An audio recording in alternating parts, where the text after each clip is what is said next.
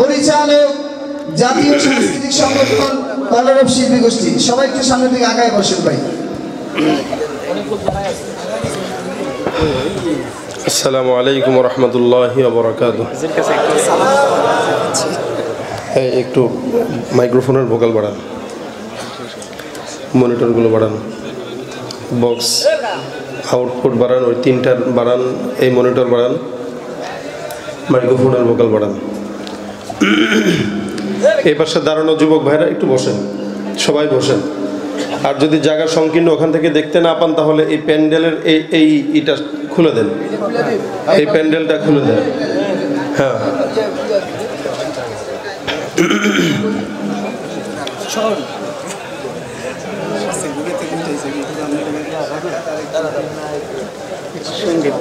ও গাইতে পারে আর 2 বছর আগে থেকে মাশাআল্লাহ।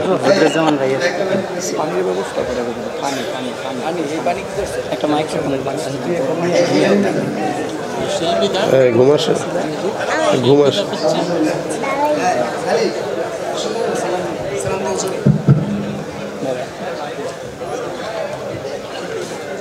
আসসালামু আলাইকুম। ফিলিস্তিন ফিলিস্তিন ফিলিস্তিন জিন্দাবাদ জিন্দাবাদ।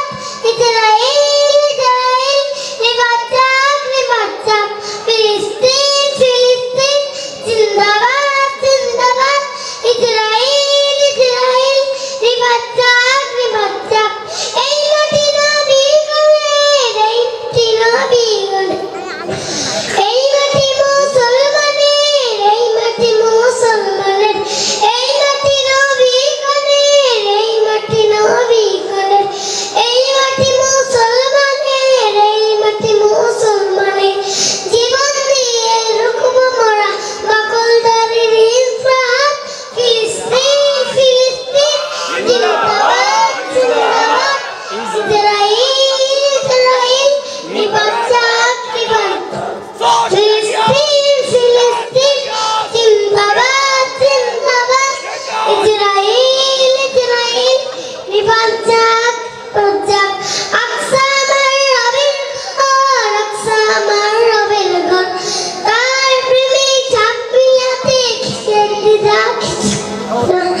আকসা আমার রবের ঘর, আকসা আমার রবের ঘর। তার প্রেমে চাপ মিলাতে কিসের দ্বিধা কিসের। জীবন দিয়ে রুখবো মোরা দখলদারের ইসরাত। ফিলিস্তিন ফিলিস্তিন জিন্দাবাদ জিন্দাবাদ। ইসরাইল ইসরাইল লিবাচাক লিবাচাক। মাশাআল্লাহ।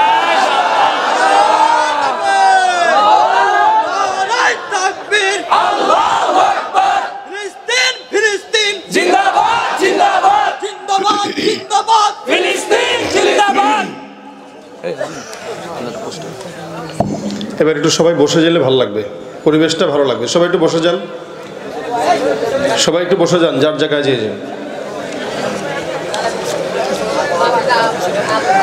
আলহামদুলিল্লাহ আলহামদুলিল্লাহ নাহমাদুহু ওয়া নাস্তাঈনুহু ওয়া নাস্তাগফিরুহু ওয়া নু'মিনু বিহি ওয়া নাতাওয়াক্কালু আলাইহি ওয়া নাউযু বিল্লাহি মিন শুরুরি আনফুসিনা ওয়া মিন সাইয়্যাতি আ'মালিনা। من يهده الله فلا مضل له ومن يضلله فلا هادي له ونشهد أن لا إله إلا الله وحده لا شريك له ونشهد أن سيدنا وسندنا وحبيبنا وحبيب ربنا وطبيبنا وطبيب قلوبنا ومولانا محمدا عبده ورسوله صلى الله عليه وعلى آله وأصحابه وبارك وسلم تسليما كثيرا كثيرا. الذي أرسله الله تعالى بالحق بشيرا ونذيرا وداعيا إلى الله بإذنه وسراجا منيرا. أما بعد فأعوذ بالله من الشيطان الرجيم. بسم الله الرحمن الرحيم. إن الصلاة تنهى عن الفحشاء والمنكر ولذكر الله أكبر والله يعلم ما تصنعون.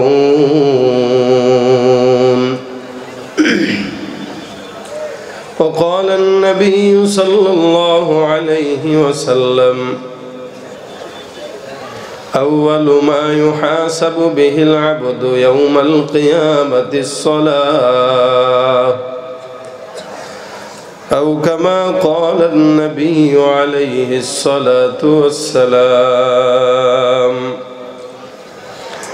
وقال تعالى في شان حبيبه ومحبوبه مخبرا وآمرا إن الله وملائكته يصلون على النبي يا أيها الذين آمنوا صلوا عليه وسلموا تسليما. زبان খুলে আওয়াজ দিয়ে দুরূদ শরীফ পড়ি। اللهم صل على محمد وعلى آل محمد كما صليت على إبراهيم وعلى آل إبراهيم إنك حميد مجيد. اللهم بارك على محمد وعلى آل محمد كما باركت على إبراهيم وعلى آل إبراهيم إنك حميد مجيد. الحمد لله. স্বর্ণঘোষ তরুণ সংঘ এলাকাবাসীর উদ্যোগে বার্ষিক তৃতীয় ওয়াজ মাহফিল ও হালকা জিকিরের আজকের সম্মানিত সভাপতি, উপস্থিত দিন প্রিয় ইসলাম প্রিয় ভাইরা, আল্লাহ পাক রব্বুল আলামিনের দরবারে লাখো কোটি শুকরিয়া যে রব্বে করিম আজকের এই দিনী মজলিসে ইমানি মুজাকারায় আমাদের সকলকে একত্রিত হয়ে আসার বসার তৌফিক দান করেছেন।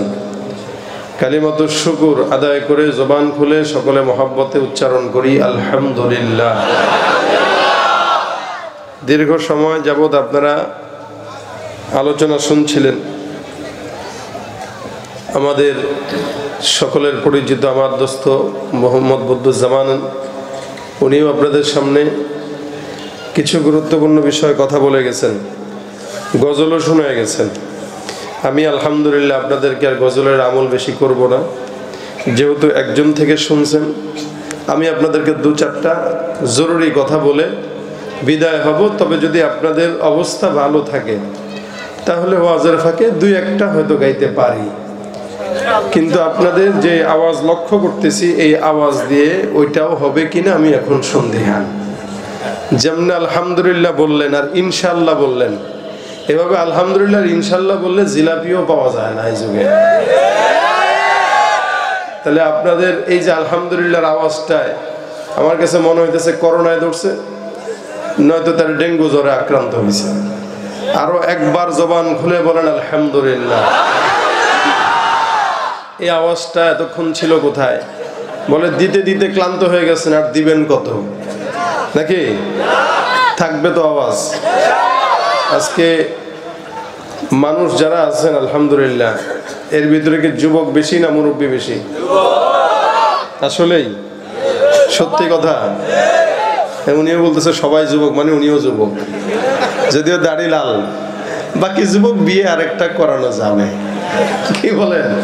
আমি খালি দেখবো আজকের মাহফিলের যুবক কারা, মুরব্বী কারা, কারা কারা জওয়ান আছেন হাতটা তুলেন। দেখছেন কত মুরব্বী হাত তুলে? আপনি যুবক? দেখছেন অবস্থা। এই দেশের মুরব্বীরা বুড়া হইলে বুড়া মানতে চায় না। এজন্য মার্কেটে যায় খালি একটা মুরব্বী মহিলাকে যদি আন্টি বলেন, দেখবেন কি পরিমাণে খেপে। আপনি আন্টি বলেন, খালাম একটু সাইড দেন, তুমি কি মনে করছো আমি কি মুরব্বী? খেপে যাবে। এলে কেন? বলে সেও বয়স 40-এর উপরে হইলেও তার মনের বয়স এখনো 18-র নিচে আছে। এটা একদিকে ভালো, কোন দিকে? বলে দ্বীনের রাস্তায় ভালো। একজন ইমানদারকে যখন জিহাদের ময়দানে নেওয়া হবে, বয়স যদি 50 হয়, সে 18 বছরের যুবকের মতো সার্ভিস দিবে। কিন্তু আজকে আমি আপনাদের মুরব্বী আর জওয়ানের একটা তারতিব দিয়ে দিচ্ছি, পার্থক্য দিয়ে দিচ্ছি। সেটা কি? আমি এখান থেকে প্রথমে নারায়ে তাকবীর বলবো, এক ভাগে যুবকরা, এক ভাগে মুরব্বীরা বলবেন। তবে মুরব্বী কারা? এই যে উনি যেমন নিজেরা জওয়ান মনে করতেছে, তাহলে তো এরকম অসংখ্য জওয়ান আছে। এই জওয়ান না, আমি আজকে জওয়ান তাদেরকে বলবো যারা বিয়ে করে নাই, আর যারা বিয়ে করেছে এরা সব বুড়া। এখন এই বুড়া আছেন কারা কারা? হাত তুলেন। বিয়ে করেছেন কারা কারা? হাত তুলেন। বিয়ে করেছেন কারা কারা? হাত তুলছেন? দেখছেন তাকবীর একাই সে দেয়, এদের কোনো সুদ বুদ নাই। এই বিয়ে করছেন আপনারা? এখন দেখেন আপনার পাশে কেউ করেছে কিন্তু হাত তুলে নাই, বুঝতে হবে আরেকটা করতে চায়। কথা ঠিক কি না? শুধু বিবাহিতরা তাকবীর দিবেন, নারায়ে তাকবীর। পোলাপান না, শুধু বিবাহিতরা নারায়ে তাকবীর। এবার অবিবাহিতরা হাত তুলুক। অসহায়। ও ভাই, সাউন্ড ভালো আনছেন, 3 পেয়ার বক্সও আনছেন, কিন্তু গলা টানতেছে, ভোকাল নাই। মাইক্রোফোন আওয়াজটাকে বের করেন ভিতর থেকে। এই যুবকরা হাত তুলছে, আওয়াজ কি আমাদের চেয়ে বেশি হবে না কম হবে? সত্যি? ইনশাআল্লাহ। সভাপতি সব কই? তরুণ যুব সংঘের? না, তরুণ যুব সংঘের নিয়ে গেছে, আছে। যাক, এই যে যারা এখানে আছেন, আওয়াজ যেন আমাদের চেয়ে বেশি হয়। রেডি? 1 2 3 লিল্লাহে তাকবীর, নারায়ে তাকবীর। কোরআন সুন্নাহর আলো ঘরে ঘরে জালো, লিল্লাহে তাকবীর। বিপ্লব মানে জীবন দেয়া বসে থাকা নয়, সে কোনো দিন আসবে না রে করো যদি ভয়। বিপ্লব মানে জীবন দেয়া বসে থাকা নয়, সে কোনো দিন আসবে না রে করো যদি ভয়। আসবে বিজয় রক্ত আর জীবনের বিনিময়, আসবে বিজয় রক্ত আর জীবনের বিনিময়। বিপ্লব মানে জীবন দেয়া বসে থাকা নয়, সে কোনো দিন আসবে না রে করো যদি ভয়। লড়াইয়ের ওই ময়দানেতে যেতে তোমাকেই হবে, প্রয়োজনে সব রক্তটুকু জমিনেই ঢেলে দেবে। লড়াইয়ের ওই ময়দানেতে যেতে তোমাকে হবে, প্রয়োজনে সব রক্তটুকু জমিনেই ঢেলে দেবে। তবুও তোমায় লড়তেই হবে, মানবে না পরাজয়। তবুও তোমায় লড়তেই হবে, মানবে না পরাজয়। বিপ্লব মানে জীবন দেয়া বসে থাকা নয়, সে কোনো দিন আসবে না রে করো যদি ভয়। ভয় পাবো কাকে? আল্লাহ আজকের মাহফিল কবুল করুক। ভাই, আপনি কি মনিটর রাখেন নাই?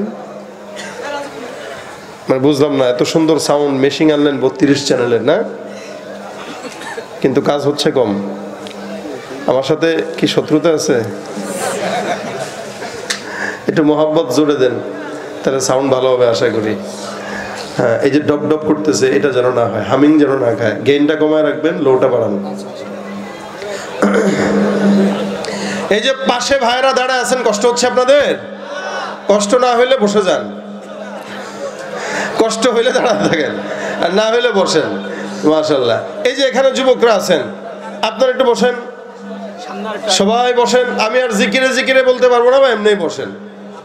দাঁড়ায় আছে এখনো, একটু সবাই বসে যান, যার যে যেখানে আছেন ওখানে। আমি আপনাদেরকে একটা প্রশ্ন করবো, একটু জবাব দিবেন। ইসলামের ভিত্তি কয়টি?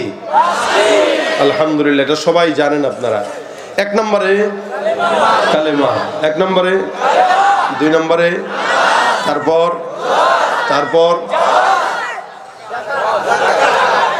লাগাই দিছেন কালেমা, তারপর নামাজ, তারপর রোজা, তারপরে হজ, তারপরে এগুলো ইসলামের খুঁটি। বলেন তো, একটা ঘরের ভিতরে যদি আশেপাশে দেয়াল থাকে, মাঝখানে কোনো খুঁটি নাই, ওই ঘরটা হলো মিনিমাম 4000 স্কোয়ার ফিটের। বলেন এই খুঁটি ছাড়া ঘরটা কি টিকবে? টিকবে কয়দিন? সামান্য। কিছুদিন পরেই মাঝখান থেকে ধসে পড়ে যাবে। কেন? ভিতরে নাই খুঁটি। ঠিক একটা মুসলমানের সূরত আছে কিন্তু খুঁটি নাই, ওর ইসলাম বেশি দিন টিকবে না, কিছুদিন পরে ধসে পড়ে চলে যাবে। এই জন্য আমাদের দেশের অধিকাংশ মুসলমানরা 10,000 টাকার বিনিময়ে গোলাম হয়ে যায়, 5,000 টাকার বিনিময়ে দালাল হয়ে যায়। কেন? বলে ওর খুঁটি নাই, ভিত্তি না থাকার কারণে ওর ঈমানটাকে ইহুদি নাসারা খরিদ করে ফেলে। তো সুতরাং রাসূল বলেন, বুনিয়াল ইসলামু আলা খামসিন, শাহাদাতু আল্লা ইলাহা ইল্লাল্লাহ। ইসলামের মূল খুঁটি বুনিয়াদ হলো 5টা। সর্বপ্রথম আল্লাহ ইলাহা ইল্লাল্লাহ ওয়া আন্না মুহাম্মাদান রাসূলুল্লাহ। আল্লাহর হাবিব বলেছেন এটা জানা প্রত্যেকটা ইমানদারের জন্য দায়িত্ব, কর্তব্য। সবাই এটা জানবে। একটা মানুষ খালি মুসলমান হবে, টুপি পড়বে, নামাজ পড়বে, কখনো কখনো পড়বে না, এটা মুসলমানের তো না। একটা ইমানদার যখন মুসলমান হবে, ইসলামের এই 5টা খুঁটি পুঙ্খানুপুঙ্খানু মানা লাগবে। লাগবে কি লাগবে না? আমি আপনাদের সামনে ইসলামের মূল খুঁটির একটি নিয়ে কথা বলবো ইনশাআল্লাহ, সেটা হলো নামাজ। বলেন এই নামাজটা প্রত্যেকটা মুসলমান নরনারীর জন্য সুন্নত? আলহামদুলিল্লাহ, ফরজ। নামাজ এটা উম্মতের জন্য আল্লাহ পাক বিধান করেছেন ফরজ। কিন্তু নামাজের আগে একটা বিষয় আছে, সেটা হলো ঈমান। এটা কি? এই জন্য আল্লাহ পাকের হাবিব বলেন, প্রথম লা ইলাহা ইল্লাল্লাহ, তারপরে ইকামাতিস সালাহ, নামাজ প্রতিষ্ঠা করা। আল্লাহ পাক ঈমানদারের অসংখ্য গুণের মধ্যে অন্যতম একটি গুণ দিয়েছেন, সেটা হলো সালাত আদায় করা। আর ঈমানদারের সর্বপ্রথম গুণ হলো আল্লাহর প্রতি বিশ্বাস করা। এই জন্য আল্লাহ পাক রব্বুল আলামিন সূরা ফাতিহার পরে বাকারার মধ্যেই প্রথমেই এনেছেন আল্লাযীনা ইউমিনুনা বিল গায়ব ওয়া ইউকিমুনাস সালাহ। প্রথমে একজন ঈমানদার যে হবে, ওর গুণ থাকবে সে আল্লাহকে না দেখে বিশ্বাস করবে। অর্থাৎ অদৃশ্যের উপরে বিশ্বাস করার নাম এটা হলো ঈমান। আমাদের দেশের কিছু নাস্তিকরা আছে, যারা জন্মে সূত্রে নাস্তিক নয়, বংশ সূত্রেও নাস্তিক নয়, এরা হইলো গাঁজা খাওয়ার টাকার অভাবে নাস্তিক হয়। কেন বললাম এই কথা? এদেশের নাস্তিক যারা, এরা হিন্দুদের বিরুদ্ধে কিছু বলে না, এরা বৌদ্ধদের বিরুদ্ধে কিছু বলে না, এরা খ্রিস্টানদের বিরুদ্ধে কিছু বলে না, এরা ইসরায়েলের বিরুদ্ধেও কিছু বলে না। এরা যত প্রকার কথা আর চুলকানি সব মুসলমানদের বিরুদ্ধে। যত চুলকানি সব মুসলমানের বিরুদ্ধে যদি কারো হয়, ও নাস্তিক দাবি করতে পারে, নাস্তিক হতে পারে না। কেন? একটা নাস্তিকের একটা ধর্ম আছে। বলে কি ধর্ম? আমার কোনো ধর্ম নাই, এটাই আমার ধর্ম। অর্থাৎ আমি হিন্দুর বিরুদ্ধেও বলবো, আমি কাফেরের বিরুদ্ধেও বলবো, মুশরিকের বিরুদ্ধেও বলবো, মুসলমানের বিরুদ্ধেও বলবো। কিন্তু বাংলার আপামর কিছু নাস্তিক যারা আছে, হাতে গোনা 2-1টা যারা, এরা অন্য কোন ধর্মের ব্যাপারে চুলকানি নাই, একমাত্র চুলকানি সব মুসলমানের বিরুদ্ধে। তার মানে বোঝা গেল গাঁজা খাওয়ার টাকার কারণে এরা নাস্তিক হয়। বাস, যখন মন চাইলো একটা লিখে দিল, যখন মন চাইলো বলে দিল, আর ওপার থেকেও টাকার বান্ডিল জুটে গেল। এটা দলিল দেয় কি? জান্নাত দেখি নাই, মানতে পারবো না। জাহান্নাম দেখি নাই, মানতে পারবো না। আমি বলি, তোর মতো নালায়েক, তুই তো নিজের চুলটাও দেখতে পারিস না আয়নার সাহায্য ছাড়া। যে মানুষ তার পিঠ দেখতে পারে না আয়নার সাহায্য ছাড়া, যে মানুষ তার মাথার চুল দেখতে পারে না আয়নার সাহায্য ছাড়া, ওই মানুষ আল্লাহ দেখবে, জান্নাত দেখবে, জাহান্নাম দেখবে, কিয়ামত পর্যন্ত সম্ভব নয়। আমরা দেখেছি, আপনারা দেখেছেন? তো কেমনে দেখবেন? আল্লাহর নবী মূসা আল্লাহকে বলে, আল্লাহ একটু দেখা দাও। আল্লাহ বলেন, লান তারানি, হ্যাঁ, ওয়ালাকিন ইনজুর ইলাল জাবাল ফাইন ইসতাকাররা মাকানাহু ফাসাউফা তারানি। আল্লাহ বলেন, মূসা পাহাড়ের চূড়ায় তাকাও, আমাকে দেখতে চাও? আমার কিছু নূরের তাজাল্লি ছড়ায় দেব। আল্লাহ পাক নূরের তাজাল্লি তুর পাহাড়ের গোড়ায় ছড়াইলেন। মূসা নবী তাকাইলেন, ফাখররা মূসা সাইকা। আল্লাহ পাক রব্বুল আলামিন বলেন, ওই তুর পাহাড় যেটা ছিল জ্বলে পুড়ে ছাই হলো, মূসা জমিনে বেহুশ হয়ে পড়ে গেল। মালিকের দিদার মিলে নাই। জোরে বলেন সুবহানাল্লাহ। আল্লাহর দিদার এত সহজ। আর ওর মতো 4 আনার 2 টাকার 4 টাকার নাস্তিক মুরতাদ এই সমস্ত বেঈমানগুলো আল্লাহকে দেখতে চায়। এটা কি হাস্যকর না? আল্লাহ বলে, তুই আমাকে দেখে মানলেও কি না দেখে মানলেও কি আমার কোনো যায় আসে না। যারা মানার তারা মানবে, এমনকি মানার জন্য জীবন দিতে হলেও দিবে। ইমানদারের গুণ আল্লাহ বর্ণনা করেছেন, আল্লাযীনা ইউমিনুনা বিল গায়বি ওয়া ইউকিমুনাস সালাহ ওয়া মিম্মা রাযাকনাহুম ইউনফিকুন। এক নম্বরে বান্দা ইমানদাররা আল্লাযীনা ইউমিনুনা বিল গায়ব, আল্লাহকে না দেখে বিশ্বাস করবে। এটাই হলো ইমানের একটা সর্বপ্রথম শর্ত। বান্দা আল্লাহকে না দেখে বিশ্বাস করবে, জান্নাত না দেখে বিশ্বাস করবে। কিন্তু আমি জিজ্ঞাসা করি, বলেন তো, এই জান্নাত আর জাহান্নাম আমার পয়গম্বর দেখেছেন কিনা? আমার আল্লাহকে আমার নবী দেখেছেন না দেখেন নাই? মেরাজের মধ্যে নিয়ে আমার আল্লাহ আমার পয়গম্বরকে জান্নাতের নিয়ামত দেখাইলেন, জাহান্নামের আযাব দেখাইলেন। আল্লাহ পাক রব্বুল আলামিনের দিদারও দিয়া দিলেন। সুম্মা দানা ফাতাদাল্লা ফাকানা কাবা কাউসাইনি আও আদনা। আল্লাহ পাক রব্বুল আলামিন আমার পয়গম্বরকে মসজিদে বাইতুল্লাহ থেকে নিয়ে হারাম থেকে নিয়ে আকসা পর্যন্ত, সেখান থেকে নিয়ে 7 আসমান 7 জমিন পর্যন্ত, জান্নাত জাহান্নাম পর্যন্ত, এমনকি আমার রব্বে কারীমের দিদার পর্যন্ত দিয়ে দিলেন। আল্লাহ পাক রব্বুল আলামিনের হাবিব এই 63 বছরের জিন্দেগিতে কোনোদিন একটা মিথ্যা কথা বলেন নাই। ওই নবী জমিনে আসার পর যখন বললেন, আমি নবী জান্নাত দেখেছি, জাহান্নাম দেখেছি, আমরা আমার নবীর হাদিসের মধ্যে শুনেছি, আমরা আমার আল্লাহর কোরআনের মধ্যে শুনেছি, যার কারণে এখনো পর্যন্ত আমরা এমনকি কিয়ামত পর্যন্ত মানবো আমার আল্লাহ আর জান্নাত জাহান্নাম কিয়ামত সব হলো সত্য। সুতরাং আমাদের সত্যর ভিতরে দলিল আছে না নাই? আল্লাহ পাক ডাক দিয়া বলেন, আল্লাযীনা ইউমিনুনা বিল গায়ব, অদৃশ্যের প্রতি বিশ্বাস করার নাম ঈমান। হ্যাঁ মুসলমান, ঈমান 3 জিনিসের সমন্বয় হয়। 1 নাম্বার তাসদীক বিল জিনান, 2 নাম্বার ইকরার বিল লিসান, 3 নাম্বার আমল বিল আরকান। একটা ইমানদার সর্বপ্রথম এমনি বললেই মুমিন বলা যায় না। ইমানদারের সর্বপ্রথম গুণ হবে তাসদীক বিল জিনান, অন্তর দিয়ে বিশ্বাস করবে আল্লাহ একজন আছে না নাই। আমাদের দিলের মধ্যে আমাদের মালিকের ভয় আছে, আল্লাহ পাক রব্বুল আলামিনের মহব্বত আছে। এটা ইমানদারের সর্বপ্রথম শর্ত। বান্দা ইমানদাররা তার দিলের মধ্যে আল্লাহর ভয় রাখবে।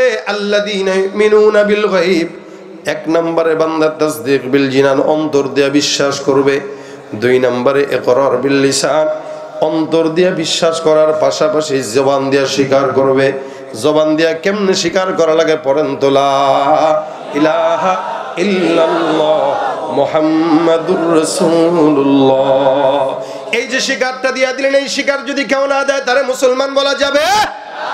আবু তালেব আমার পয়গম্বরের এত কাছের চাচা, আমার নবীকে এমন কোন সহযোগিতা নাই যেটা করে নাই। আল্লাহ পাক রব্বুল আলামিনের হাবিব আমার আবু তালেবকে মরার আগে কানে কানে সে ডাক দেয়া বলে, চাচা একটা বারের জন্য জবানটা খুলে পড়েন লা ইলাহা ইল্লাল্লাহ, আমি নবী আপনার ব্যাপারে কথা দিলাম, আল্লাহর কাছে আপনার ব্যাপারে সাক্ষ্য দিয়া বিনা হিসাবে জান্নাতের ফয়সালা করে দিব।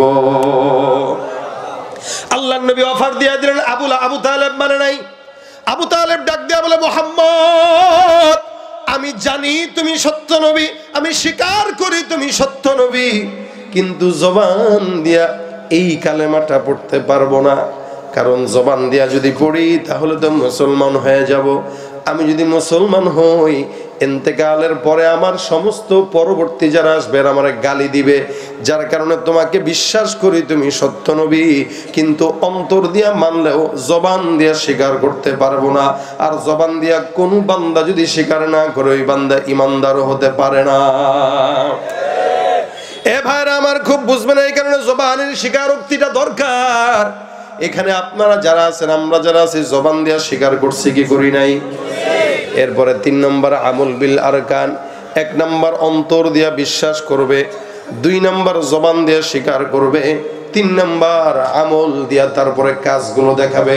আমাদের বর্তমান জমানায় অন্তর দিয়া বিশ্বাস করানোওয়ালা লোক আছে, জবান দিয়া স্বীকার করানোওয়ালা লোক আছে, কিন্তু আমল করার লোকের বড়ই অভাব। এই জন্য সমাজের ভিতরে অসংখ্য মানুষ দেখবেন যারা মুসলমান দাবি করে কিন্তু আমল করে না। মুসলমান দাবি করে নামাজ নাই, মুসলমান দাবি করে রোজা নাই, মুসলমান দাবি করে তাহাজ্জুদ নাই, মুসলমান দাবি করে দাড়ি নাই, মুসলমান দাবি করে দান সদকা নাই, যাকাত নাই, হজ নাই। যতই দাবি করুক না কেন, মুসলমান দাবি করার নাম নয়, এটা হলো মানার নাম। আল্লাহ পাক ডাক দিয়া বলেন, ওয়ামিনান নাসি মাইয়াকুলু আমান্না বিল্লাহি ওয়া বিল ইয়াউমিল আখির ওয়া মা হুম বিমুমিনিন। কথাটা বলেছেন কে? আল্লাহ পাক রব্বুল আলামিন বলেন, মানুষের মধ্যে এমন একদল থাকবে যেই সমস্ত বান্দারা আল্লাহকে বিশ্বাস করে এই কথা বলবে, যারা এই কথাও বলবে আখিরাতের প্রতি বিশ্বাস করি, কিন্তু আমি আল্লাহ ঘোষণা করলাম এরা যতই নিজেদেরকে ইমানদার দাবি করুক না কেন, এরা কশিন কালেও ইমানদার হতে পারে না। এরা হলো মুনাফিক, মুনাফিক বেঈমান। আচ্ছা, বাজারে আম কিনতে জানতো নাকি? আমের সময় আসলে আম কিনেন, ফলের সময় ফল কিনেন। আচ্ছা বলেন তো, আম যে কিনেন কয়টা জিনিস দেখে কিনেন? হ্যাঁ, কি দেখে কিনেন বলেন? এই তো মাশাআল্লাহ বলছে কালার। কি দেখা? কালার যদি লাল হয় অথবা হলুদ হয়, মনে হয় আমটা ভালো, অথবা কালার তেমন ভালো না কিন্তু ঘ্রাণটা সুন্দর আছে। আমের কালার আর ঘ্রাণ এই 2 জিনিস ভালো, তো আমটা ভালো। কিন্তু অনেক বিক্রেতাই তো বলে যে আমার আমটাই 1 নাম্বার। আপনি কি বললেই তার আমটা বিশ্বাস করবেন? তাহলে ঠিক। মুসলমান অসংখ্য আছে যারা এই কথা বলে, আমি ভাই খাঁটি মুসলমান, তাহাজ্জুদ করি, এই করি, সেই করি, তেলাওয়াত করি, বলবে এই কথা, কিন্তু আপনি কি সাথে সাথে বিশ্বাস করবেন? বলে না। কেমনে বিশ্বাস করবেন আর কেন বা করবেন না? আমি বলি আপনাদেরকে, মাপকাঠি দেখবেন। একজন ইমানদার যদি কেউ হয়, দাবি করে, তার গায়ের ভিতরে দেখবেন সুন্নতের কালার আছে কিনা, তার গায়ে দেখবেন ইমানের কোন ঘ্রাণ আছে কিনা। যদি ইমানের ঘ্রাণ থাকে, সুন্নতের কালার থাকে, বিনা দ্বিধায় বুঝে নেবেন সে আল্লাহর খাঁটি গোলাম। ঠিক কিনা জোরে কর। আর যদি দেখেন ইমানের ঘ্রাণও নাই, কালারও নাই, বুঝতে হবে এটাও সেই 2 নাম্বার আম, যেটাকে দেখা যায় খাওয়া যায় না। এই কারণে ইমানদারের গুণ আছে। ইমানদারের গায়ের উপরে দেখলেই বোঝা যাবে, চেহারা দেখলেই বোঝা যাবে সে মুমিন। আল্লাহ পাক রব্বুল আলামিন বলেন, একটা ইমানদার, এই 3 জিনিস মুমিন যেহেতু বলা হয়, ইমানদার যখন ঈমান নিয়ে আসবে, ঈমান নিয়ে আসার পরে বান্দার সর্বপ্রথম কাজ, রাসূল সাল্লাল্লাহু আলাইহি ওয়াসাল্লামের সামনে সাহাবা আজমাইন ডেকে দিয়ে বলেন, ইয়া রাসূলুল্লাহ, আমরা তো ঈমান আনছি। যারা ঈমান আনতো এরা বলতো, হুজুর আমরা তো ঈমান আনছি, ঈমানের পরে এখন কাজ কি? নবী করিম সাল্লাল্লাহু আলাইহি ওয়াসাল্লাম বলতেন, ঈমানের পরে সর্বপ্রথম যেই কাজ সেটা হলো সালাত। সেটা কি জোরে বলেন তো? আল্লাহ পাক রব্বুল আলামিন বলেন, আল্লাযীনা ইউমিনুনা বিল গায়বি ওয়া ইউকিমুনাস সালাহ। ইকামাতিস সালাহ নবী বারবার বলেন, আল্লাহ পাক কোরআনের 82 জায়গায় একটা কথা বলেছেন, বারবার বলেছেন। এই আমলটা হলো নামাজ। সালাত আদায়ের কথা আল্লাহ পাক বলেন নাই, কিন্তু আল্লাহ পাক সালাত প্রতিষ্ঠার কথা বলেছেন। খুব বুঝবেন, নামাজ আদায়ের কথা আল্লাহ বলেন নাই। আল্লাহ বলছেন, বান্দা তোমরা নামাজ প্রতিষ্ঠা করো। আদায় এক জিনিস, প্রতিষ্ঠা আরেক জিনিস। আপনি নিজে ফজরের নামাজের সময় জাগেন, কিন্তু আপনার সন্তানকে জাগান না, এটা আদায় হয় লেকিন প্রতিষ্ঠা হয় না। আপনি ফজরের সময় নিজেও নামাজ পড়েন, সন্তানরাও পড়ান, মা বাবারাও পড়ান, আবার মসজিদ পর্যন্ত যেতে যেতে যত বন্ধু বান্ধব আছে সবার দরজার মধ্যে জানলার মধ্যে টোকা দিয়া বলেন, অমুক দোস্ত চলো নামাজে যাই। হা হা হা, এই কাজটার নাম হলো সালাত প্রতিষ্ঠা। বর্তমান সময়ে নামাজ আদায় হয়, প্রতিষ্ঠা হয় না। যদি নামাজ প্রতিষ্ঠা হতো, এই বাংলার জমিনে আজানের সাথে সাথেই সমস্ত দোকানপাট বন্ধ করার সরকারি আইন হয়ে যেত।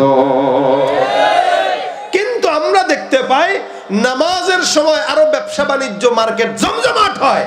এই অবস্থায় একটা মুসলমান যদি নিজেকে ইমানদার দাবি করে হতে পারে? আল্লাহ পাক ডাক দেয়া বলেন, ইমানদাররা ঈমান আনার পরে নামাজ আদায় করবে, ইউকিমুনাস সালাহ, নামাজ আদায় করবে, প্রতিষ্ঠা করবে। এটা এমন একটা ইবাদত, যে ইবাদতটা বান্দাকে জান্নাত পর্যন্ত নিতে বাধ্য হয়। নবী করিম সাল্লাল্লাহু আলাইহি ওয়াসাল্লাম বলেন, হে ঈমানদার মুমিন, কিয়ামতের ময়দানে আল্লাহ পাক রব্বুল আলামিন তোমার দানেরও হিসাব নেবে। কিয়ামতের ময়দানে আল্লাহ পাক রব্বুল আলামিন তোমার মালের হিসাব নিবে। কিয়ামতের ময়দানে আল্লাহ পাক রব্বুল আলামিন তোমার সমস্ত কিছুর হিসাব নিবে। কিভাবে বলে? এগুলো সব পরে আল্লাহর নবী বলেন, আউয়ালু মা ইউহাসাবু বিহিল আবদু ইয়াউমাল কিয়ামাতিস সালাহ। কিয়ামতের ময়দানে আসমানের মালিক বান্দার সর্বপ্রথম হিসাব নিবে, যেটা সেটা কি? নামাজ। এটা আপনার আমার জন্য পড়া ফরজ, আল্লাহ পাকের বিধান। এ মুসলমান নবীর উম্মত, এই কারণে নবী বলেন বেশি বেশি নামাজ আদায় করো, কারণ আল্লাহ পাক বলেছেন ওয়াসজুদু ওয়াকতারিব, বান্দা যত সিজদা দিবে, আমি আল্লাহ বললাম একমাত্র আমল সিজদা, যেই আমলের কারণে বান্দা আমি আল্লাহর নিকটবর্তী হয়ে যায়। আল্লাহ পাক ডাক দেয়া বলেন ওয়াসজুদু ওয়াকতারিব, বান্দা সিজদা দাও আর নিকটবর্তী হও। কারণ আল্লাহ পাক বলেছেন সিজদা এমন একটা ইবাদত, নামাজ এমন একটা ইবাদত, যে ইবাদতটা বান্দা যত করবে, তাহফা ইন্নাস সালাতা তানহা আনিল ফাহশাই ওয়াল মুনকার, নিশ্চয়ই নামাজটা মানুষকে ফাহেশা, মুনকার, সকল প্রকার গুনাহ থেকে হেফাজত করে। ফাহেশা কাজ হইলো যেটা ইচ্ছা করে মানুষ করে, অর্থাৎ কেউ কাউকে গালি দেওয়া, এটা ফাহেশা কাজ। কেউ কাউকে খারাপ বলা, এটা ফাহেশা কাজ। ইচ্ছাকৃত কোনো নারীকে ইফটিজিং করা, এটা ফাহেশা কাজ। ইচ্ছাকৃত কোনো মানুষকে কষ্ট দেওয়া, এটা ফাহেশা কাজ। আর মুনকার কাজ হলো অনিচ্ছাকৃত গুনাহ করা, অর্থাৎ আপনি যেই জিনিসটাকে গুনাহ মনে করেই করতেছেন না, ইবাদত মনে করে করতেছেন, কিন্তু গুনাহ হয়ে যাচ্ছে। আল্লাহ বলেন কেউ যদি নামাজ আদায় করে ঠিক মতো, ইচ্ছা অনিচ্ছা সব গুনাহ থেকে আল্লাহ তাআলা হেফাজত করবে। আস্তে করে সুবহানাল্লাহ। আর কোন ইবাদত দেখাইতে পারবেন যেটা বান্দারে গুনাহ থেকে বাঁচায়? হ্যাঁ, না না। আল্লাহ বলেন নামাজটা এমন একটা ইবাদত, যে ইবাদতটা বান্দারে ইচ্ছা অনিচ্ছা যাবতীয় গুনাহ থেকে বাঁচায়। এখন আপনার মাথায় প্রশ্ন আসবে, হুজুর অনেক গুনাহগার দেখি যারা নামাজও পড়ে গুনাহ করে, এমন অনেক অসংখ্য নামাজি দেখি যারা নামাজও পড়ে সুদ খায়, নামাজও পড়ে ঘুষ খায়, নামাজও পড়ে জিনা করে। মসজিদে ফজরের নামাজ পড়লো, জোহরের নামাজ পড়লো, টুপিটা খুলতে দেরি হয় নাই, সিগারেট ধরা দেয়, আছে না নাই? মাত্র মসজিদ থেকে বের হবে সিগারেট ধরায়। তাহলে এই বান্দাটা কেন গুনাহ করলো? আল্লাহ সব নামাজের কথা বলেন নাই, আল্লাহ কিছু কিছু নামাজের কথা এমন বলেছেন। আল্লাহ পাক বলেন ফাওয়াইলুল লিল মুসাল্লিন আল্লাযীনা হুম আন সালাতিহিম সাহুন আল্লাযীনা হুম ইউরাউনা ওয়া ইয়ামনাউনাল মাউন। আমার আল্লাহ পাক রব্বুল আলামিন এই প্রকার নামাজীদেরকে বদদুয়া দিলেন, এদের যেন ধ্বংস হয়। কেন? এরা নামাজ পড়ে ঠিকই, আল্লাহর জন্য নয়। আল্লাযীনা হুম ইউরাউন, এরা বান্দাকে দেখানোর জন্য নামাজ আদায় করে। এই যে সামনে 1 মাস পরেই নির্বাচন আসতেছে, দেখবেন এই সময় শুক্রবারে নামাজের সংখ্যা বাড়বে। সারা জিন্দেগি নামাজ আদায় করে নাই, এতদিন পর্যন্ত নামাজ পড়ে না, ভোট চলে আসছে, এখন নামাজের দেখা মিলে, বুঝবেন এই নামাজি আল্লাহর জন্য নামাজি না, এটা হলো বান্দাকে দেখানোর জন্য, ভোট পাওয়ার জন্য নামাজি, ঠিক কিনা? যেই ব্যক্তি নামাজও পড়বে গুনাহ করবে, যেই ব্যক্তি নামাজও পড়বে সুদও খাবে, যেই ব্যক্তি নামাজ পড়বে ঘুষও খাবে, যেই ব্যক্তি নামাজ পড়বে দুর্নীতি করবে, বুঝতে হবে এটা তার জান্নাতের নামাজ না, এটা তার ধ্বংসের নামাজ, ঠিক কিনা? এই কারণে আমাদের দেশে নামাজি থাকলেও সুদখোর নামাজি আছে, 5 ওয়াক্ত নামাজ জামাতের সাথে পড়ে, কিন্তু সুদ খায়। সুদ খায় না, শুধু সুদের ব্যবসা করে, কথা কয় না। টাকা চাবেন 10,000 দিবে না, দেখবেন গ্রাম দেশে গুলা হয়। কাকারে বললেন কাকা গো দেন না 10,000 টাকা, কাকা বলবে ভাতিজা তোরে এত ভালোবাসে তুই আমরা আগে চাবি না, এই রে দিয়া দিলাম গতকাল একজন রে। ভাতিজা তো জানে কাকার কাছে সব সময় কি বলে টাকা বাড়তি থাকে, কিন্তু টাকা যে এখন কাকা দিতে চাচ্ছে না এটার কারণ তো আছেই। অবশেষে ভাতিজাও বুঝে কোন জায়গায় টিপ দিলে টাকা বের হবে, হুট করে আস্তে করে বলতেছে চাচা টাকা দেন না 10,000-এ 1,000 বাড়ায় দিব মনে। চাচা এখন আস্তে করে বলে দেখি তোর চাচির কাছে আসেনি, তোর চাচির কাছে আসেনি, এতক্ষণ দেয় না। যেই 1,000 টাকার বান্ডিলের কথা শুনছে, নোটের কথা শুনছে, এখন কয় চাচির কাছে আসেনি। আমি তো ভাই সুদ খাই না, আমি তো ব্যবসা করি। আল্লাহ বলছেন আহাল্লাল্লাহুল বাইআ ওয়া হাররামার রিবা, আল্লাহ ব্যবসাকে হালাল করছেন আর সুদকে হারাম করেন। আমি কি সুদ খাই? আমি সুদের ব্যবসা করি, এটা তো জায়েজ। কি বলেন আস্তে কর নাউজুবিল্লাহ। সুদের ব্যবসা করে, সুদের ব্যবসা যে করবে, সুদ যে খাবে, সুদ যে দিবে, সুদ যে নিবে, সুদের সাক্ষী যে হবে, এরা সবগুলা সমান অপরাধী, ঠিক কিনা জোরে বল। এরপরেও নাম পাল্টায় দিয়া কখনো যদি বলে ভাই সুদই খান আপনি, না না আমি সুদ খাই না, এটা ইন্টারেস্টের মিয়া, ইন্টারেস্ট যে হারাম এটা তো এই সমাজের মানুষ খুব ভালো জানে। এই কারণে ইমানদারদেরকে ধোঁকা কেমনে দেওয়া যাবে, এখন নাম পাল্টায় দিয়া কয় ভাই ব্যাংকে 20 লাখ টাকা রাখেন, ইন্টারেস্ট দিব না, মুনাফা দিব না, খাইবেন জায়েজ জিনিস। আপনাকে আরবি নাম ঢুকায়া মুনাফার নামে সুদ খাওয়ায়া সারা জিন্দেগির আমল বরবাদ করে, ঠিক কিনা জোরে কয়। এরপরে ঘুষ খায়, এটারও নাম পাল্টায় দিয়া খায়। যেমন বর্তমান সময়ে ঘুষের নাম দেওয়া হয় কি বইলা বলেন? আরে সালামি আছে, হাদিয়া আছে, গিফট আছে, স্পিড মানি আছে। স্পিড মানি বুঝেননি? স্পিড মানি মানে কাজের গতি যত বাড়বে, যত দিবেন মাল যত দিবেন গতি তত বাড়বে। এটা টেবিলের নিচ দিয়াও খায়, উপরে দিয়াও খায়, রোড ঘাটে এমনি কইরাও খায়, ডাইনেও খায়, বায়েও খায়, আর আমরা তাদেরকে খাওয়াই। না খাইলে তো চাকরি হয় না। আর যদি দিয়া দেন তাহলে বকলম যে কলম দিয়া ধইরা নামটা সিগনেচার দিতে পারে না, ওই বান্দা পর্যন্ত সরকারি চাকরি পেয়ে যায়, ঠিক কিনা জোরে কর। যারা ঘুষ খায় নাম পাল্টায় দিয়া, সুদ খায় নাম পাল্টায় দিয়া। আমি কখনো বলি ভাই হারামকে যদি নাম পাল্টায় দিয়ে খাইলে জায়েজ হয়, তাহলে পেট খারাপ হলে যেটা বের হয় ওটারে পাতলা ডাইল মনে করে খাইবেন, জায়েজ হয়ে যাবে। কথা বলে না? ওরা হলো দেশের লাগি মহামারীর মতন, ফাইল কলম ঠেকাইয়া চালায় শুধু নির্যাতন। ওরা হলো দেশের লাগি মহামারীর মতন, ফাইল কলম ঠেকাইয়া চালায় শুধুই নির্যাতন। ঘুষের টাকায় ওদের ভুড়ি, ঘুষের টাকায় ওদের ভুড়ি করে যে টান টান। ওরা শিক্ষিত শয়তান, ওরা শিক্ষিত শয়তান, ওরা শিক্ষিত শয়তান। দুর্নীতির ওই আখড়ায় বসে জাহির করে জ্ঞান, কলম দিয়ে কামায় টাকা ধরে সাধন ভান। ওরা শিক্ষিত শয়তান, ওরা শিক্ষিত শয়তান, ওরা শিক্ষিত শয়তান, ওরা শিক্ষিত শয়তান, ঠিক কিনা? শিক্ষাঙ্গনের দিকেও ভাইরে দেখো না চোখ মেলিয়া, ছাত্ররা সব বই ছাড়িয়া থাকে শুধু প্রেম লইয়া। এই ঠিকের আওয়াজটা একটু ইখলাস বেশি ছিল, হ্যাঁ কি বলেন? হাসে খালি বলেন ঠিক কিনা? এই যে ইখলাসটা বেশি, কারণ কি? কারণ এই আমলটাও বেশি। উপযুক্ত অনুপযুক্ত, বয়স হোক বা না হোক, পার্কের বেঞ্চি এখন আর ফ্রি পাওয়া যায় না। জায়গায় জায়গায়, পাড়ায় পাড়ায় বাপ মা পাঠায় স্কুলে, আর সন্তান যায় আমার ডেটিং, ঠিক কিনা?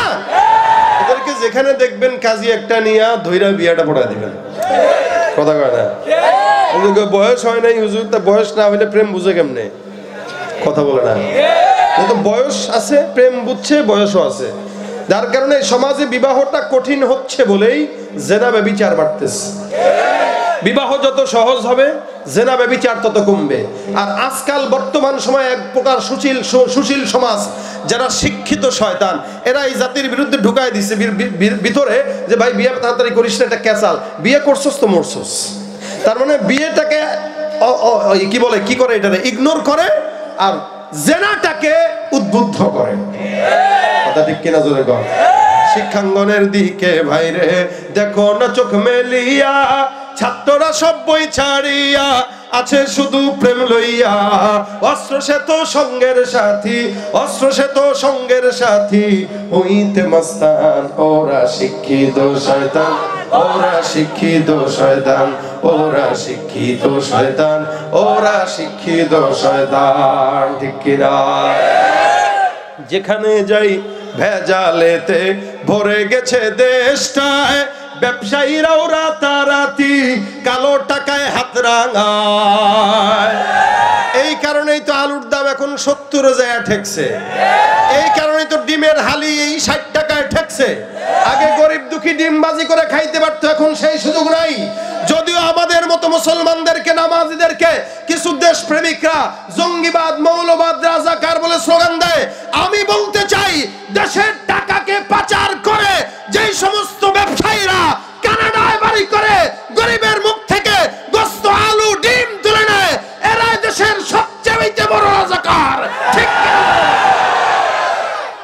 এই সমাজে এরা যদিও আপনার আমার সামনে দেশ প্রেমিক হয়ে উপস্থিত হয়, কিন্তু এদের মতো দেশের শত্রু এই সমাজে আর কেউ নাই।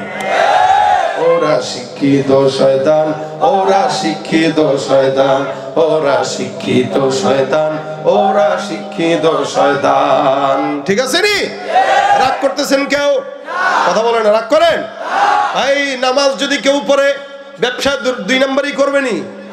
নামাজ যদি কেউ পড়ে দুর্নীতি করে? নামাজ যদি কেউ পড়ে সুদ খায়? নামাজ যদি কেউ পড়ে ঘুষ উগাইতে পারে না? কারণ যদি কেউ বলে আমি নামাজ পড়লেও ঘুষ খাই, আমি তো পারি, নামাজ তো আমার ঠেকাইতে পারলো না, তার মানে এই বান্দার নামাজটা জাহান্নামের নামাজ, এটা জান্নাতের নামাজ নয়। নবী করিম বলেন, কিয়ামতের ময়দানে অসংখ্য বান্দাকে আল্লাহ পাক রব্বুল আলামিন ডাকবেন।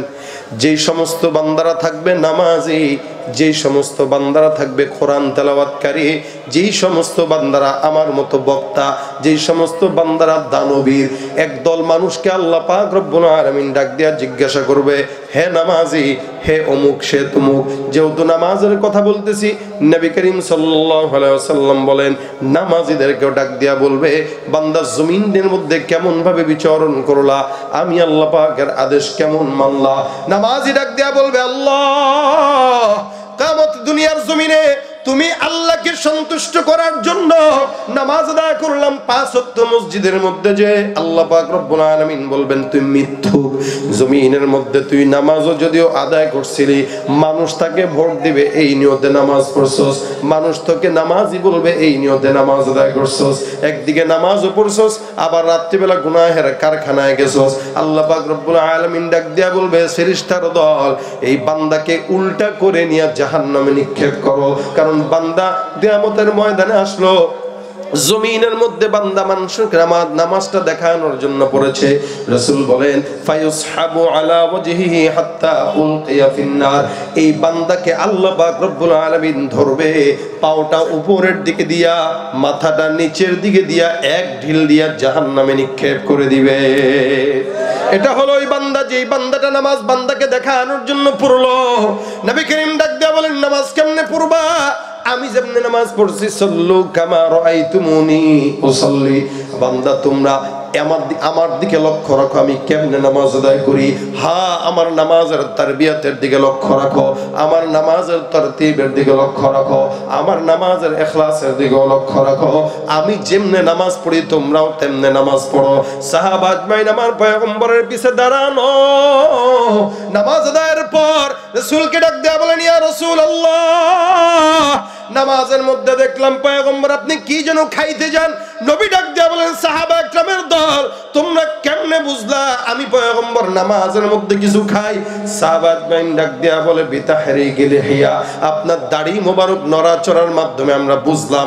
তার মানে বোঝা গেল সাহাবা আজমাইন নামাজের মধ্যে পয়গম্বরের চেহারার দিকে তাকাইতো, আল্লাহর নবীর চেহারার দিকে তাকাইতো, রাসূলকে পিছন দিকে লক্ষ্য করতো।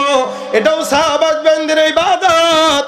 সাহাবারা নামাজের মধ্যে পয়গম্বরের দিকে ফলো করতো যে আমার নবী নামাজে কি করেন একটু দেখবো, আমার নবী নামাজের তাকবীর কয়টা দেন দেখবো, আমার নবী নামাজের মধ্যে রুকু কেমনে করেন দেখবো, আমার নবী নামাজে কি করেন না করেন পিছন থেকে সাহাবা আজমাইন সেটা ফলো করতো। সাহাবারা ডাক দিয়া বলেন, ইয়া রাসূলুল্লাহ, আপনার দাড়ি নড়াচড়ার মাধ্যমে আমরা বুঝলাম আপনি নামাজে কিছু খাইতে যান। আমার পয়গম্বর ডাক দিয়া বলে, হ্যাঁ সাহাবা একরামের দল, তোমরা যেটা দেখলা সত্য দেখলা। আমি যখন নামাজের মধ্যে দাঁড়াই, আমার আল্লাহ পাক রব্বুল আলামিন আমি নামাজে থাকা অবস্থায় আমার সামনে জান্নাতের নিয়ামত আঙ্গুরের থোকা আল্লাহ পাক আমার সামনে তুলে ধরে। নামাজের মধ্যে আমি পয়গম্বর জান্নাতের নিয়ামতগুলো খাওয়ার জন্য মাঝে মাঝে মুখ বাড়াই, মাঝে মাঝে হাত বাড়াই, আবার চিন্তা করি না না, যেটা জান্নাতের নিয়ামত ওটা জান্নাতে খাওয়া হোক, এটা জমিনের মধ্যে খাওয়ার জিনিস না। আমি আমার নামাজের মধ্যে জান্নাতের নিয়ামত দেখতে পাই। নবী বলেন, হে ঈমানদারেরা, তোমরাও নামাজ এমন ভাবে পড়ো যেন তুমি তোমার আল্লাহকে দেখতে পাও। আর যদি এমন ভাবে নামাজ আদায় করতে না পারো, এমন ভাবে পড়ো যেন আসমানের মালিক তোমারে দেখে। এই খেয়ালটা তোমার অন্তরে রাখো। রাসূলের নামাজ আর আমাদের নামাজে আসমান আর জমিন পার্থক্য, ঠিক কিনা বলেন তো? নবী করিম নামাজের মধ্যে জান্নাতের নিয়ামত দেখে। আপনি আমি নামাজের মধ্যে সামনের ক্যালেন্ডার মুতালা করি, দেখবেন সামনে যত ক্যালেন্ডার দেয় তাকায় তাকায় নামাজের মধ্যে এমনি পড়ে, আজকে কি বার দেখি, শুক্রবার। আমি তো একদিন নামাজের মধ্যে দাঁড়াইছি, মসজিদের পাশে এদিক দিয়ে একজন, মানে মসজিদ না ব্যক্তিগতভাবে, তো একজন এদিকে ফোনটা বাজতেছে, টিং টিং টিং টিং টিং করে বাজেন, এর কোনো হুঁশই নাই। পাশে একজন আছে একটু অবুঝ টাইপের লোক, বয়সও আছে, এর রিং বাজতেছে, সে রিং এটা থামায় না। এ পাশ থেকে কিছুক্ষণ অনেকক্ষণ বাজার পরে কয়, এবার ফোনটা তো কাট বেড়া ফোনটা, মানে কত মুখলিস মানুষ, ফোনটা কাট বেড়া। এখন তাকায় দেখি ওই লোক পকেটে হাত দিতেছে ফোনটা কাটার জন্য, মানে ওই হে বুঝেও নাই নামাজের ভিতরে সে বলে ফেলছে। আবার কেউ কেউ আছে দেখবেন নামাজ পড়তেছেন, সামনে দিয়ে কেউ যাবে, আসেনি দেখছেননি কখনো? আবার কেউ আছে একটু দূরে দাঁড়াইবেন, টান দিয়ে আনতে পাশে দাঁড়া করাই দিবে। আবার কেউ কেউ আছে যদি নামাজে দাঁড়ান, আপনি পা দুইটা এমনি দাঁড়াইছেন, সে পাশে এসে আপনার পায়ের লোক এমনি ধাক্কা দিয়ে এমনি দাঁড়া যাবে, মানে আপনি ঠ্যাংসা পাইবেন, সে আপনার ঠ্যাংয়ের সাথে আরো ঠ্যাং লাগাবে। যত কাহিনী সব নামাজে, এদিক দিয়ে মাসে একবার, আবার এদিক দিয়ে একটা, ওদিক দিয়ে একটা, কত দিকে কত কাহিনী। আর যদি ফজরের নামাজে ইমাম সাহেব একটু তেলাওয়াতটাকে দীর্ঘ করে, যক্ষা রোগী মসজিদের মধ্যে ভরপুর হয়ে যায়। হ্যাঁ, এটা হলো আমাদের নামাজের হালত। রমজান মাসে তারাবির নামাজ, যেই মসজিদে যত বেশি ফাস্ট, ওই মসজিদে মুসল্লি তত, ওই হুজুরের হাদিয়াও বেশি। কেউ ঠিক না? আর যদি খালি একটু ওই প্রথম 9 দিনে খালি কত প্রকার কাশি, আর ইমাম সাহেবের কল দেয়, দোস্ত একটু তাড়াতাড়ি কর বেটা। আর রাসূল সাহাবা একরামেরা এক একজন নামাজে দাঁড়ায় যাইতো, নামাজের ভিতরে তেলাওয়াতের কারণে আসমান থেকে ফেরেশতারা শোনার জন্য নিচে নেমে চলে আসতেছে। তাদের নামাজ আমাদের নামাজে পার্থক্য আছে না নাই? তাদের নামাজ জান্নাতের নামাজ। নবী বলেন, মিফতাহুল জান্নাতিস সালাহ, নামাজ এটা হলো জান্নাতের কি, জোরে বলেন? এলাকার মসজিদে আপনি তালা লাগাইলেন বিশাল বড়, চাবি একটা আন্দাজের মধ্যে নিয়ে যদি গুতান খুলবেনি, প্রত্যেকটা তালার নির্দিষ্ট চাবি দেওয়া আছে। ঠিক তেমনি ভাবে জান্নাতের জন্য যেই তালা লাগানো, নামাজ নামক চাবিটা তালার উপযুক্ত যদি না হয়, জিন্দেগিতেও তালা খোলা যাবে না। নামাজের জন্য এই জান্নাতের তালা খোলার জন্য যেই চাবিটা দরকার, নামাজ নামক চাবি, নবী বলেন এই চাবিটা কেমনে তৈয়ার করবা? আল্লাহর রাসূল সাল্লাল্লাহু আলাইহি ওয়াসাল্লাম বলেন, আনতা আবুদাল্লাহা কাআন্নাকা তারাহু ফাইন লাম তাকুন তারাহু ফাইন্নাহু ইয়ারাক। এমন ভাবে নামাজ আদায় করবা, ইবাদত করবা। হারে ইবাদত, এটা আম হাদিস, প্রত্যেকটা ইবাদতের জন্য নবী বলেন, হ্যাঁ নামাজ যদি আদায় করা লাগে এমন ভাবে পড়ো যেন তুমি তোমার চক্ষু দিয়া কাকে দেখতেছো। মুসলমান নবীর উম্মত, আপনি আমি আল্লাহকে দেখা দূরের কথা কল্পনাও তো করতে পারি না। এই জন্য রাসূল বলেন, ফাইন লাম তাকুন তারাহু ফাইন্নাহু ইয়ারাক। এমন ভাবে নামাজ আদায় করো, আল্লাহকে যদি না দেখো, ভাবটা এমন ভাবে রাখবা আসমানের মালিক তোমাকে দেখতেছে। কে দেখে? নামাজের মধ্যে দাঁড়াবেন কার সামনে বলেন তো? এ মুসলমান নবীর উম্মত, আল্লাহ পাক রব্বুল আলামিন কোন ইবাদত এরকম দেন নাই যে ইবাদতটা নামাজ দিয়েছেন, নামাজের কারণে আল্লাহর নিকটবর্তী হওয়া যায়। মুসা পয়গম্বরকে আল্লাহ পাক ডাক দিয়ে বলেন, হে মুসা, দুনিয়ার জমিনে আমি আল্লাহ তোমার সঙ্গে কথা বলি, সপ্তাহে নির্দিষ্ট সময়ে তোমার সঙ্গে আমি আল্লাহ পাক রব্বুল আলামিন কথা বলি। আপনাদেরকেও যদি বলা হয় আসমানের মালিকের সঙ্গে কথা বলবেন, রাজি আছেননি? কথা কয় না? আল্লাহর সঙ্গে কথা বলার ইচ্ছা, কিন্তু বান্দা নিজেও জানে না মালিকের সঙ্গে কথা বলা যায়। আল্লাহ পাক মুসা পয়গম্বরকে ডাক দিয়া বলেন, হে মুসা, আমি তোমার সঙ্গে নির্দিষ্ট সময়ে কথা বলি, কিন্তু একদল বান্দা আমি আল্লাহ জমিনের মধ্যে যাদেরকে পাঠাবো, এই দলের সঙ্গে আমি আল্লাহ নির্দিষ্ট সময় নয়, বান্দা যখন চাবে আমি আল্লাহ বান্দার সঙ্গে তখনই কথা বলবো।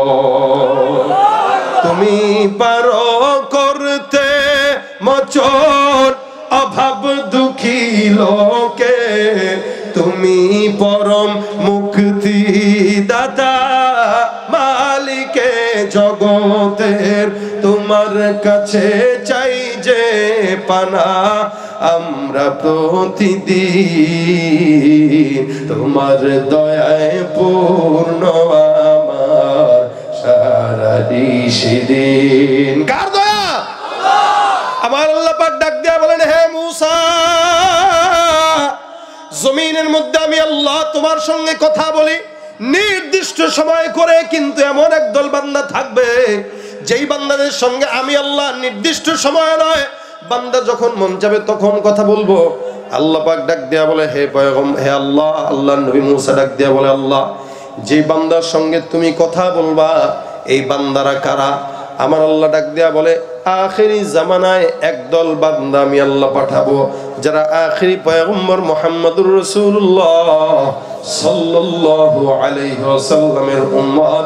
এই বান্দারা 5 ওয়াক্ত নামাজের মধ্যে যখন দাঁড়াবে, আর বান্দা যখন নামাজের মধ্যে দাঁড়ায় ফজরের সময়, জোহরের সময়, আসরের সময়, সালাতুল ইশরাক, সালাতুল চাশর, সালাতুল আওয়াবিন, এই সমস্ত নামাজের মধ্যে দাঁড়ায় তেলাওয়াত করবে আলহামদুলিল্লাহি রাব্বিল আলামিন, আমি আল্লাহ বান্দার তেলাওয়াতের জবাব দিয়ে বলবো, হামিদানি রব্বি। বান্দা নামাজের মধ্যে তেলাওয়াত করবে, আর তেলাওয়াতের জবাব দিয়ে আমি আল্লাহ বান্দার সঙ্গে নামাজের মধ্যে কথা বলবো। ভাইরা আমার, খুব বুঝেন, আল্লাহ পাক রব্বুল আলামিন বান্দার সঙ্গে কথা বলবে, এটা কি খুশি না বেজার বলেন তো? আমার মাওলার সঙ্গে কথা বলতে গেলে গভীর রাতে আল্লাহর সঙ্গে প্রেম করা দরকার। হে মুসলমান, আল্লাহর সঙ্গে কথা বলা লাগলে মসজিদের ভিতরে যাওয়া দরকার। আল্লাহর সঙ্গে প্রেম করতে হলে গভীর রাতে যায় নামাজে বিছানো দরকার। আমার আল্লাহ বলে, হে মুমিন, তুমি নামাজের মধ্যে দাঁড়ায় যাও, আলহামদুলিল্লাহ পড়ো, এক একটা আয়াত করে পড়বা। আমি আল্লাহ যত গুনাহগার হও না কেন, নামাজের মাধ্যমে আমি রব্বুল আলামিন সারা দুনিয়ার বাদশা তোমার মতো গুনাহগার বান্দার সঙ্গে কথা বলা শুরু করে দিব। সুবহানাল্লাহ। বান্দেগানে খাসে আল্লাহ মুল গুয়ুব, দরজা জানে জওয়াসিসুল কুলুব জমিসর শব এ পিরাহন শনিদি চরা দর চাহে কিন আনশ নদীদি। এই কারণে মুসলমান আল্লাহর সঙ্গে কথা বলতে হইলে নামাজ পড়া দরকার আছে না নাই? নামাজ আদায় করবো দিনে 3 বেলা, কয় বেলা? 5 বেলা। নবী বলেন হ্যাঁ 3 বেলা। কারা পড়ে? যারা মুনাফিক। ফজরের নামাজ মুনাফিকরা পড়ে না। মনে রাখবেন এই জমিনের মধ্যে যারা আছে এশার ফজর পড়তে পারে না, রাসূল সাল্লাল্লাহু আলাইহি ওয়াসাল্লাম বলেন এরা হলো মুনাফিক। এই কারণে দেখবেন ফজরের নামাজের সময় যখন উঠবেন, বাহিরে নামাজটা পড়ে যখন এলাকার মধ্যে হাঁটতে যাবেন, দেখবেন সকালের আবহাওয়াটা আলাদা বরকতময় আবহাওয়া, ঠিক কিনা? আলাদা একটা মজা, আলাদা একটা শান্তি, আলাদা একটা রহমত ফজরের সময় লাগে। এটা অন্য সময় পাওয়া যায় না। বলে কেন জানেন?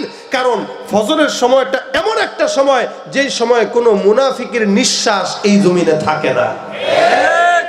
সব মুনাফিক ঘুমায় থাকে, নাক ডাকে। আর ইমানদাররা কঠিন কষ্ট এই শীতের মধ্যেও ওযু করে আল্লাহর ডাকে সাড়া দিয়া দেয়। সুবহানাল্লাহ ওয়া বিহামদি। আল্লাহ বলেন ওই সময় আমি আমার বান্দার উপরে জমিনের সব রহমতগুলো দান করি।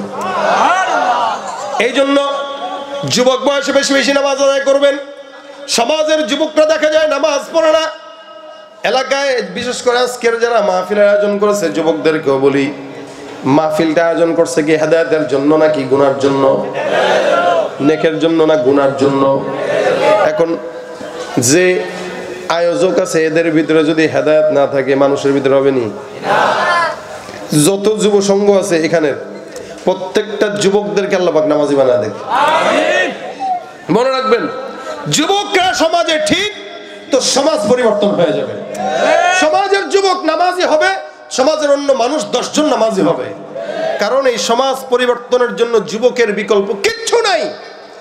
নেতৃস্থানীয় লোক, সেটাও যুবক দরকার আছে না নাই? মন্ত্রী, এমপি বলেন, চেয়ারম্যান, মেম্বার বলেন, সব জায়গায় যুবক দরকার। যুবক হইলে সমাজ ভালো চলে। কারণ যুবক যদি ভালো থাকে সমাজ ভালো। যুবক যদি গাঞ্জাখোর হয় ওই সমাজে অশান্তি আর অশান্তি। এজন্য যুবকদেরকে সব জায়গায় কাজে আসতে হবে। যেমন সংগঠন করলেই, দান সৎকা করলে, শীতের ভিতরে কম্বল বিতরণ করলেই হক আদায় হবে না। এই যুবকদেরকে এই দায়িত্ব নেওয়া লাগবে যে আমরা এলাকার যুবকরা 30 জন একসঙ্গে হইলাম, এই এলাকায় কোনো প্রকার বাদ্য গান চলবে না। বিবাহর অনুষ্ঠান হোক, খাতনার অনুষ্ঠান হোক, কোন অনুষ্ঠানে গান বাজনা চলবে না। 30 জন যুবক একসঙ্গে হয়ে গেলে 1 মাস লাগবে, এলাকা থেকে গান বাজনা দূর হয়ে যাবে ইনশাআল্লাহ। এটা যুবকরা পারবে, কি বিশ্বাস হয় না? এটা যুবকরা পারবে। এজন্য যুবকদেরকে, এই যুব সংঘ যারা, এই যুব সংঘদেরকে আমি আবদার করব আপনারা এই কাজগুলো করবেন।